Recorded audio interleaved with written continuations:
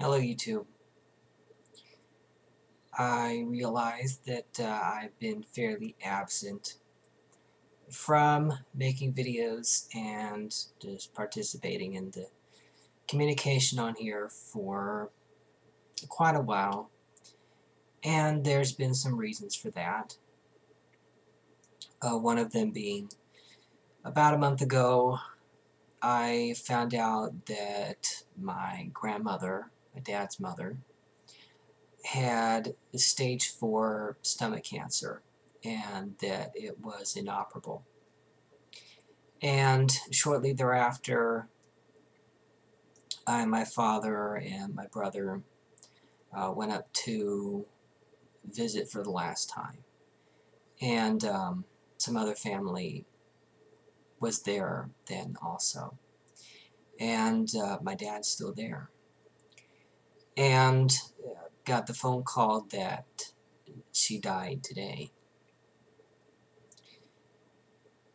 And a couple of weeks ago, I put down some thoughts while they were still fresh, and I thought that I would read over some of them and attempt to add a little bit more detail as I go along, and with how I've been able to think about this a bit more since then.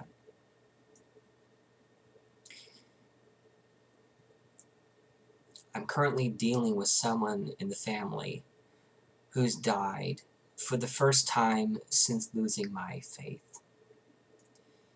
It may be that this is so new, but continually having to hear statements like, "It's all in the Lord's hands," or "She's now seeing Jesus face to face," are not helping me deal with the process of coping. Although I've indulged the use of these phrases. For me, at this point, they don't do anything other than dredge up old religious baggage and just make me upset because they're statements which I just cannot accept. It's also the particularly religious portion of my family who created a particularly uncomfortable moment, which is related to my grandmother being an agnostic who stopped going to church several years ago. Now, she may not have used the phrase agnostic specifically, but both she and my grandfather are people who did not take religion too seriously, and also believe that going to church is just something that good people did, and they try to instruct their children in the same way. So the reason why they said this was they needed to rationalize the fact that, according to their exclusivist belief system, she would be among the people who were excluded, and in fact would be among the people who are supposed to be in hell right now. So they made statements which may have seemed conciliatory to them at the time, such as, "Oh, you never stopped believing in God. You just stopped believing in organized religion."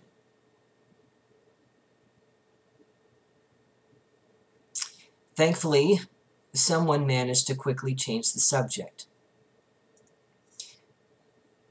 Although, yeah, that left me particularly seething at the time. I've also thought how their approach to death is different than mine, or at least I've been attempting to make the way I think about it different. I get a very palpable sense from them that they're angry at having someone taken away from them.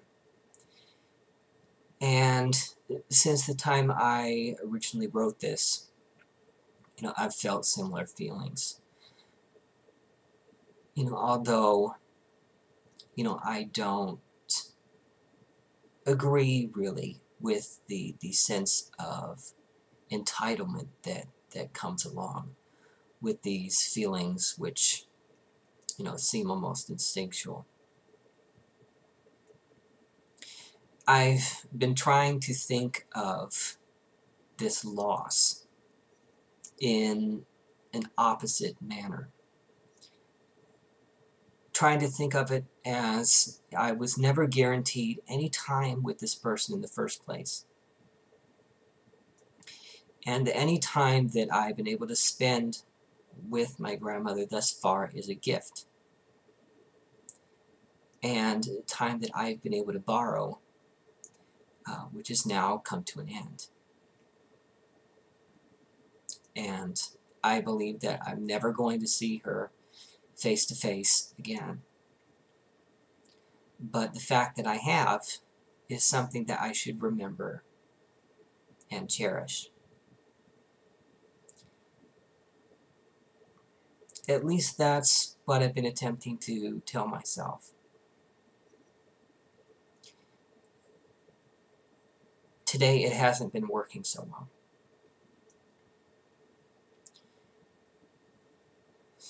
So that's one of the reasons why I haven't been around. And I'm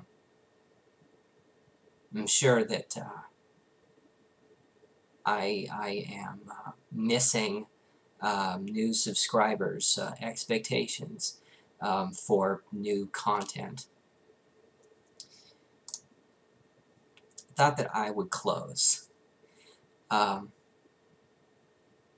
somewhat appropriately, I suppose, with a reading from the Bible.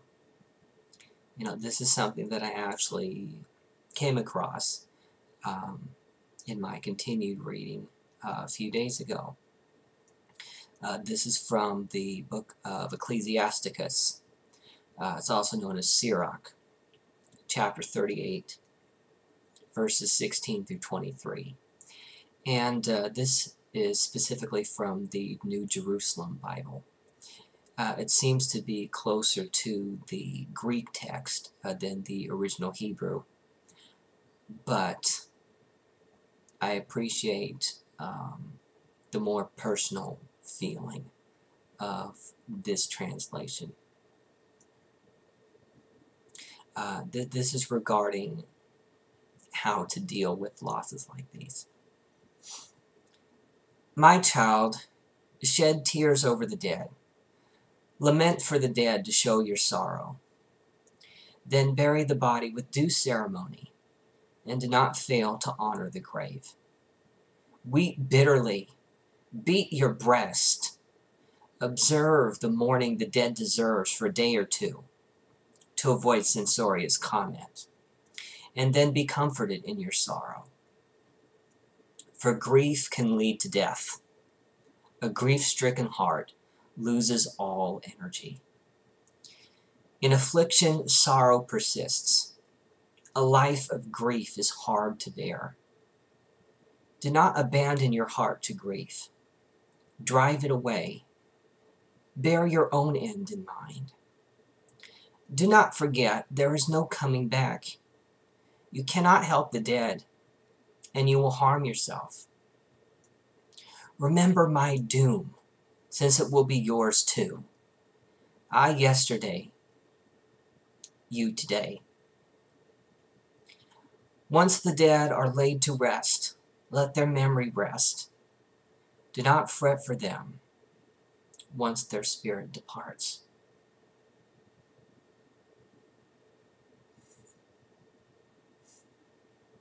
Peace out, YouTube. I'll talk to you later.